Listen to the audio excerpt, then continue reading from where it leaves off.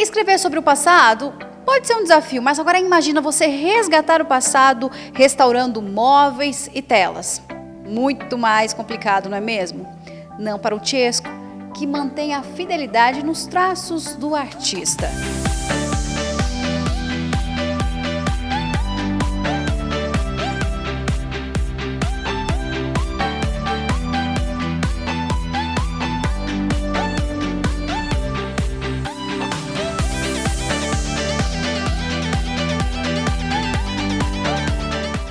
Nós tanto trabalhamos com o restauro de móveis, né, de móveis antigos, como também trabalhamos com o restauro de telas, de pinturas.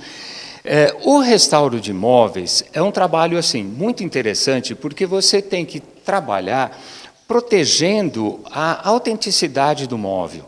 Então, você tem que aproveitar do móvel o máximo possível, né, para não descaracterizar essa peça. Então, digamos, no caso dessas caixas de máquinas, foi feito realmente o restauro da parte suporte, da parte pés, né, e o restauro das caixas. O restauro das caixas também foi feito mantendo a originalidade dela, né? E, com isso, foram substituídas apenas as peças que estavam realmente inservíveis.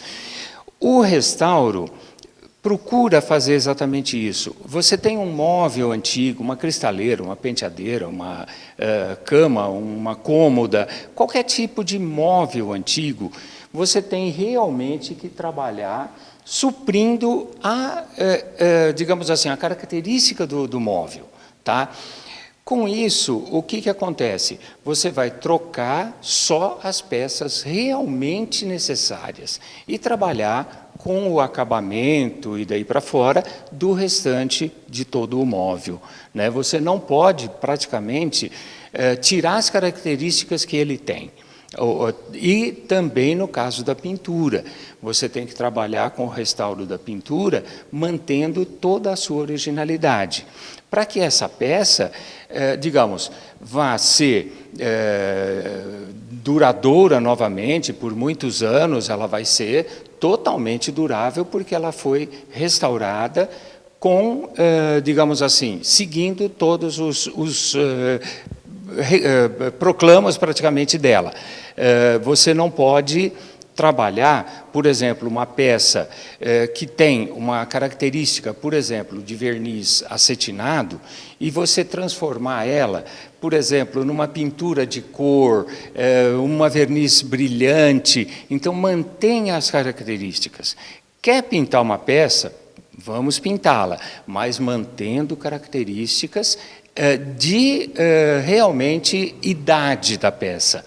Qual foi a peça mais antiga que você já pegou aqui para restaurar, que foi um desafio?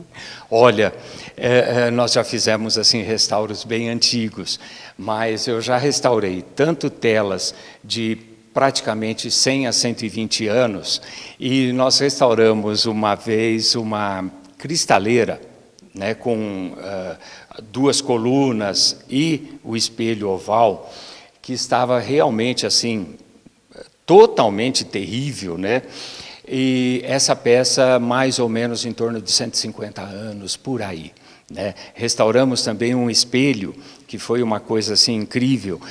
Nós encontramos entre o espelho e a madeira, né, que era uma porta de um armário, nós encontramos uma edição de um jornal de São Paulo, de 1895, se não me falha a memória, né? Então, esse jornal, calcula o tempo que isso estava lá, o jornal completo, nós conferimos o jornal completo, né? E ele foi, inclusive, para uma casa de cultura, doei para uma casa de cultura, porque realmente foi uma coisa assim, totalmente imprevista, né? Totalmente imprevista, mas foram peças assim bem antigas, bem é gostoso trabalhar com o restauro.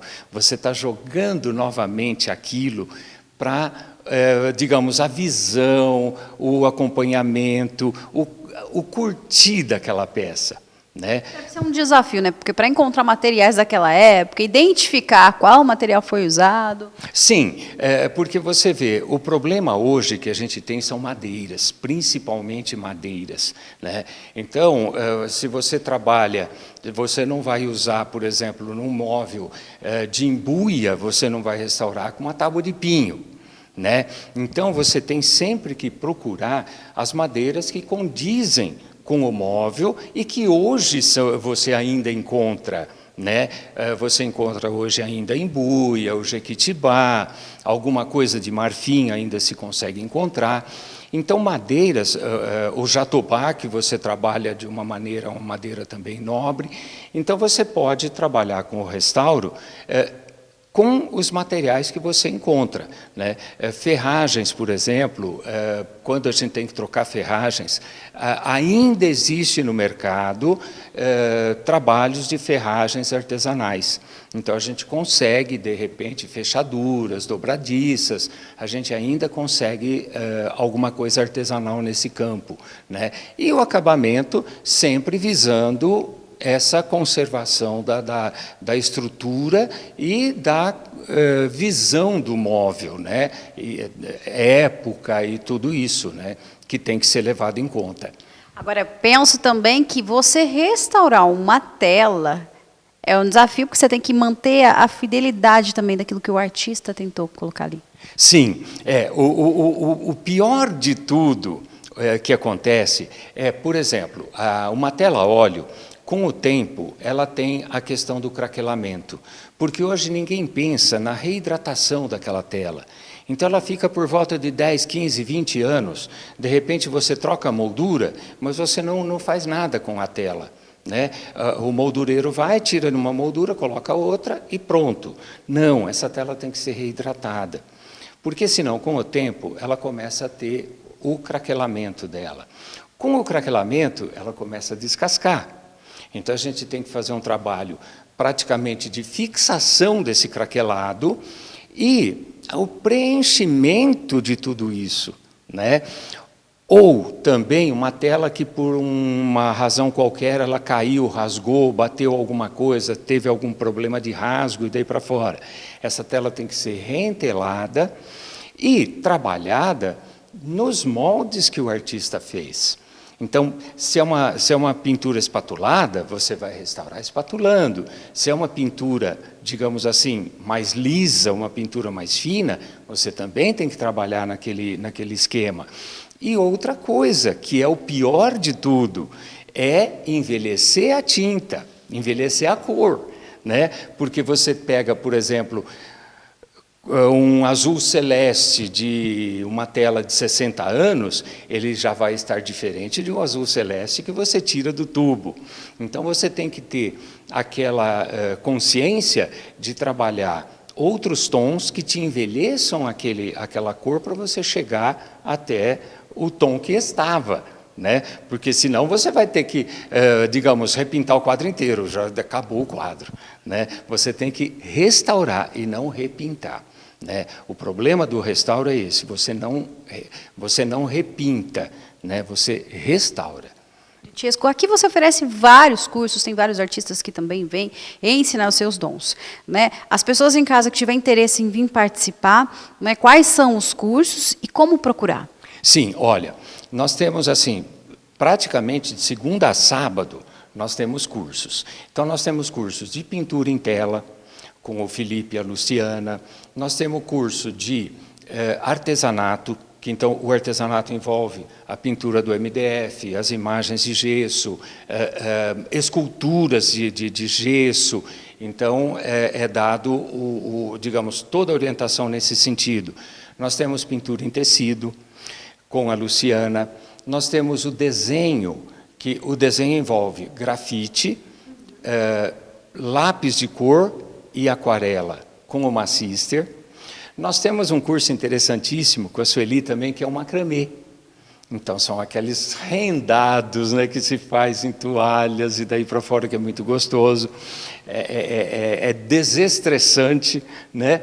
E nós temos também o curso de aquarela e porcelana com a Matisa, né? Então, digamos, nós temos vários dias e horários que esses artistas estão aqui. Quem quiser fazer um curso, ele entra em contato com a galeria, nós vamos ver a disponibilidade de horário, né? Eu tenho livre à tarde, tenho livre à noite, tenho livre de manhã. Então, a gente vai encaixar, né, a pessoa nesses cursos. Fazemos turmas pequenas, né, para que o artista possa dar a maior atenção possível. E todo o material que é usado no curso é adquirido aqui na própria galeria, porque a gente já trabalha em cima da lista de material do artista.